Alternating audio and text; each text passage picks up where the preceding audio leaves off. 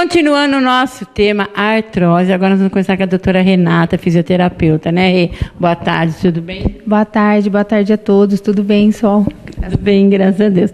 Estava batendo um papo com a doutora Patrícia, né, e ela dizia da importância da fisioterapia, né, às pessoas que já estão sofrendo com essa doença. É um complemento, né? Como a doutora já havia falado, né? É um conjunto de vários fatores, né? Então, assim, medicação, alimentação, os exercícios que a gente vai acabar explicando um pouquinho melhor, né? Porque hoje falar em artrose, né? Artrose é um campo amplo de informações, a gente perde aqui um tempão, porque é até um assunto gostoso de se falar, né? A artrose Para ter continuidade. A artrose é uma generação grande no corpo, porque, né, o corpo é um global, a gente tem desde as pequenas articulações até as grandes, né? Então, quando a gente fala em artrose, a gente esquece até que, de repente, ela vem por movimentos repetitivos, né? Ela tem, assim, uma amplitude grande para a gente poder ajudar esses pacientes que estão sofrendo, né? E a fisioterapeuta, como que pode estar ajudando?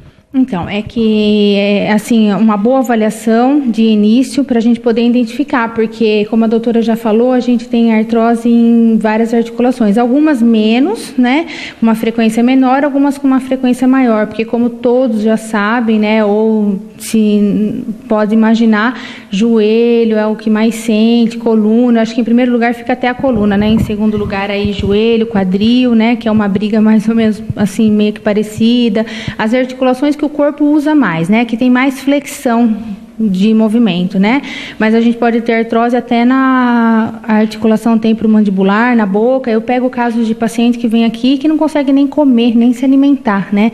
E, nossa, mas na boca, no osso da boca principal, que é o movimento de abertura e fechamento, né? Então, assim, pra você ver, tem que avaliar certo, verificar. A fisioterapia é o gostoso disso tudo, que ela pode estar atuando nessa área para ajudar o paciente a eliminar um pouco menos, assim, aquele contato com a medicação que ela vai no corpo num todo, num global. O que a gente quer? Tratar mais o local, onde o paciente está precisando, para que o paciente fique isento à medicação, para que não atinja outros órgãos que não estão precisando, porque, como a doutora mesmo falou, os ossos é um órgão no corpo, só que a gente não tem que tratar a região que não está precisando, não é? Então, a gente consegue localizar mais esse calor, da forma que ela falou, né, ou fase aguda, né, o gelo, que é muito usado, depois eu posso até explicar melhor essa diferença, mas a fisioterapia, se você observar, ela vai te dar um suporte em relação a tratar essa individualidade do paciente, porque cada paciente tem um nível, cada paciente está em um grau, né,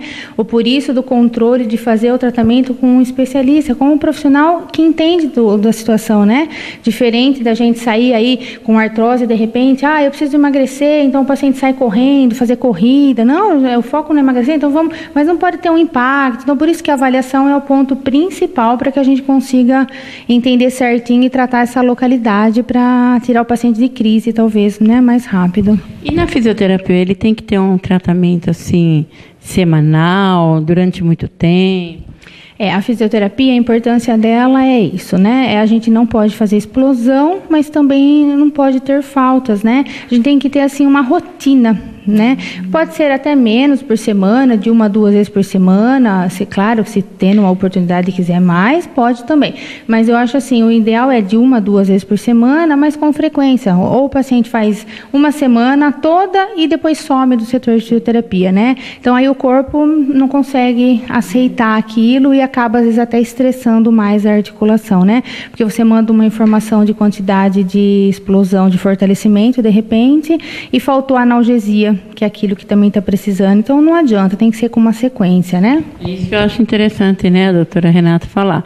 Porque, às vezes, você está na crise, você vem, você cura a crise naquela semana, aí você para, né? Mas não, precisa ter a frequência. Exatamente, porque se você observar, né, nas primeiras sessões, você vai estar só aliviando, tirando o paciente da crise, analgesia, ajudando o processo de inflamação, né, aquele paciente que está com dor, às vezes aquele paciente não consegue nem pôr o pé no chão, daí a partir da terceira sessão já pelo menos sai deambulando, sai andando, né, aí você começa a entrar no estágio de querer ajudar com a parte preventiva, fazer os fortalecimentos passivos, que hoje em dia a gente tem recurso para isso, corrente russa, que é um rico Zico, equipamento que recupera atleta com explosão, né? E também usado em artrose.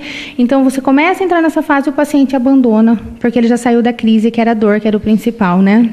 É muito comum isso no brasileiro. O brasileiro não consegue dar continuidade, né? O brasileiro não tem essa garra. Ele começa, tudo que ele começa, ele não acaba, é que nem o regime, né?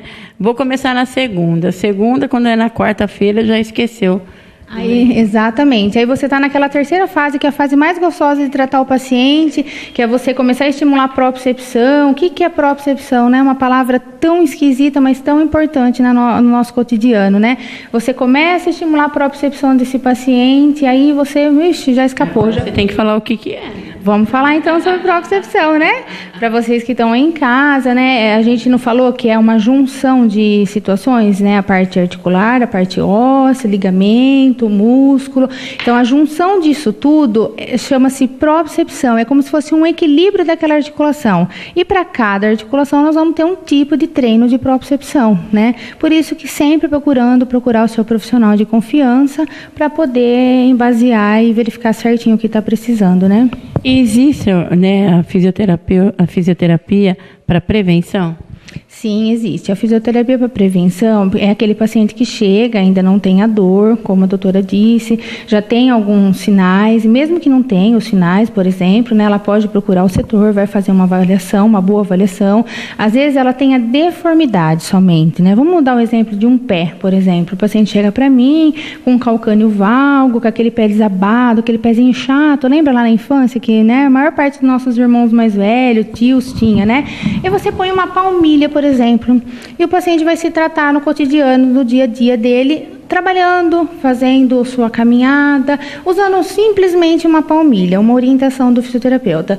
E aí, a partir disso, ele já está fazendo uma prevenção, entendeu? Então, temos vários recursos, hoje muito usado também, para algumas linhas médicas, acupuntura, a gente tem várias alternativas, né? Tem aromaterapia, tem várias situações que o paciente pode fazer, não estando com dor, para que a gente consiga estabilizar e ter uma qualidade lá na velhice bem boa, né? Então, fisioterapia é um ótimo tratamento para quem está sofrendo com essa doença. Como diz o meu ginecologista, né? Case com o seu fisioterapeuta. Ele sempre fala isso, né? É mais ou menos por aí. Se a gente pudesse ter oportunidade de se unir, né? E fazer essa parte preventiva, tenho certeza que a gente não iria se arrepender, né? Então, que nem a doutora disse, né? É um conjunto, é medicamento, é fisioterapia, é alimentação. É a individualidade de cada um, respeitando, né? Fazendo sua boa avaliação, procure seu profissional de confiança, bata um papo e tenho certeza que ele vai ter recursos para poder te ajudar.